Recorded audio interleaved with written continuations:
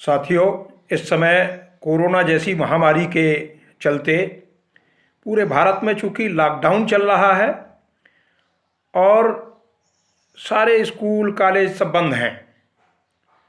बच्चे बेचारे घर में बैठे हुए खाली, तो क्यों ना हम ऑनलाइन अध्ययन की कुछ व्यवस्था करते हुए व्याकरण से कक्षा 10वीं के लिए कुछ ना कुछ हर दिन पढ़ें।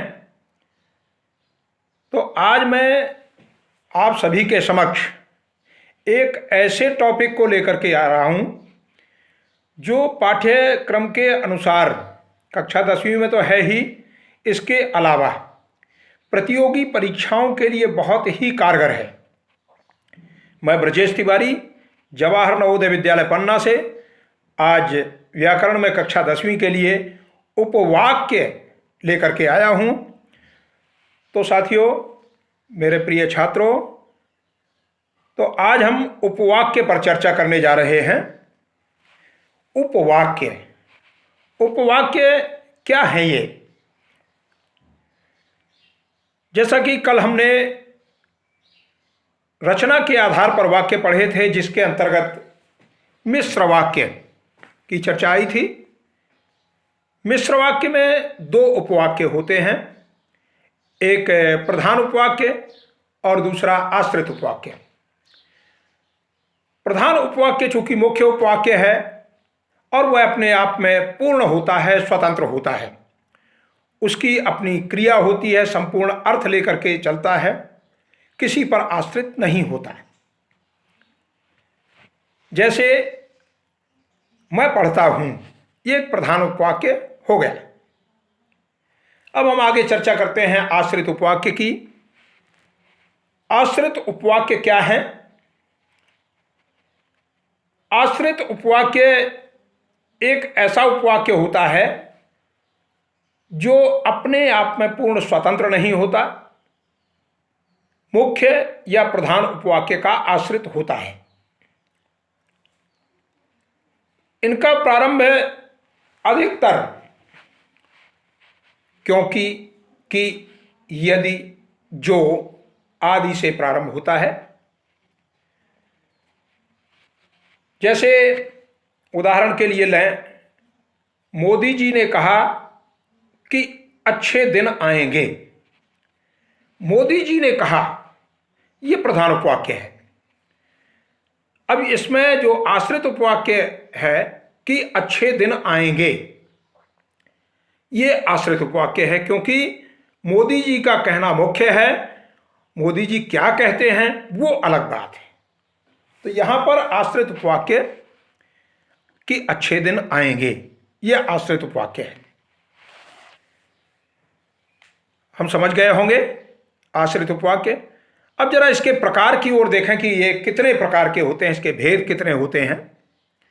तो साथियों, हमारे हिंदी व्याकरण के आधार पर आश्रित उपवाक्य के मुख्य रूप से 3 भेद होते हैं।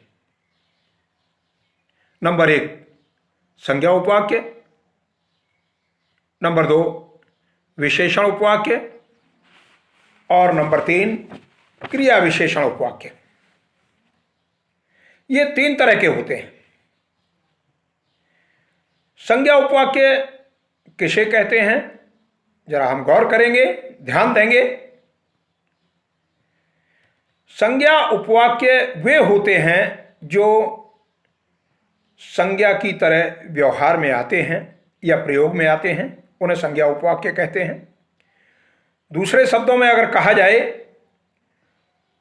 तो जो आश्रित उपवाक्य हैं उनका कर्ता कर्म का पूरक बनकर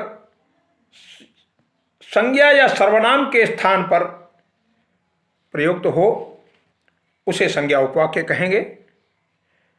संज्ञा उपवाक्य का आरंभ अधिकतर कि योजक से होता है। जैसे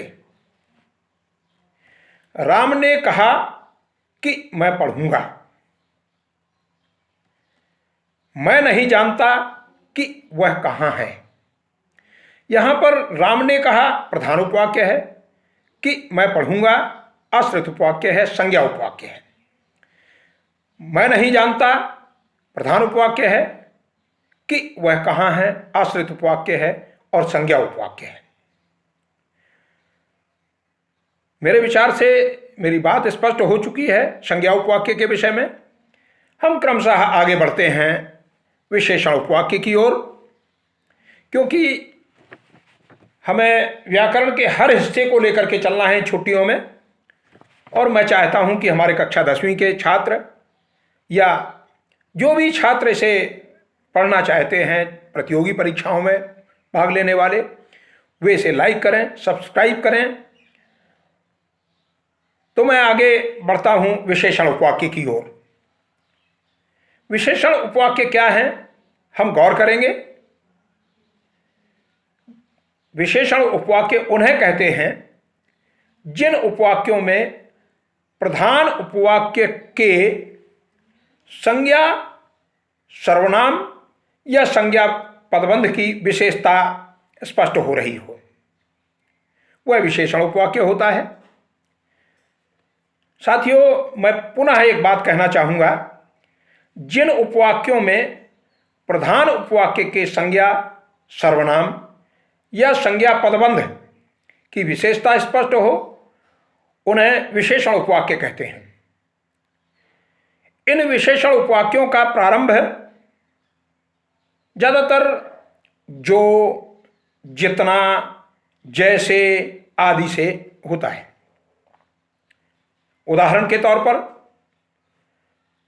जैसे वह आदमी जो कल यहां आया था आज भी आया है। वह आदमी जो कल यहां आया था आज भी आया है।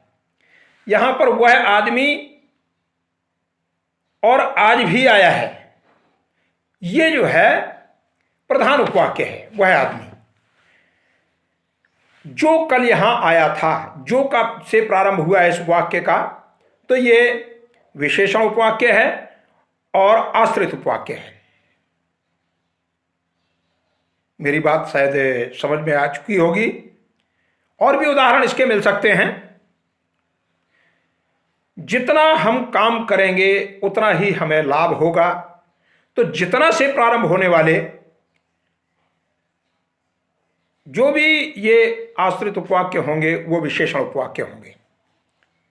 अब हम उपवाक्यों के अंतिम चरण की ओर बढ़ते हैं। तीसरा है क्रिया विशेषण उपवाक्य।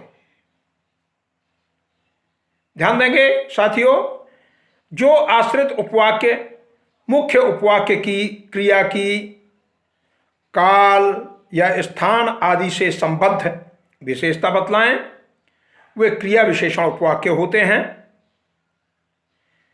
फिर से ध्यान दें, जो आश्रित उपवाक्य मुख्य उपवाक्य की क्रिया की काल, स्थान आदि से संबद्ध विशेषता बतलाएं, वे क्रिया विशेषण उपवाक्य होते हैं।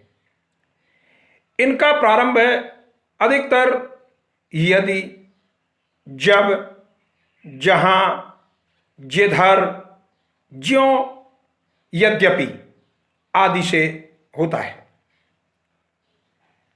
यद्यपि मैंने उसे बताया था परंतु उसने सुना नहीं, तो यहां यद्यपि से प्रारंभ होने वाला क्रिया विशेषण उपवाक्य है।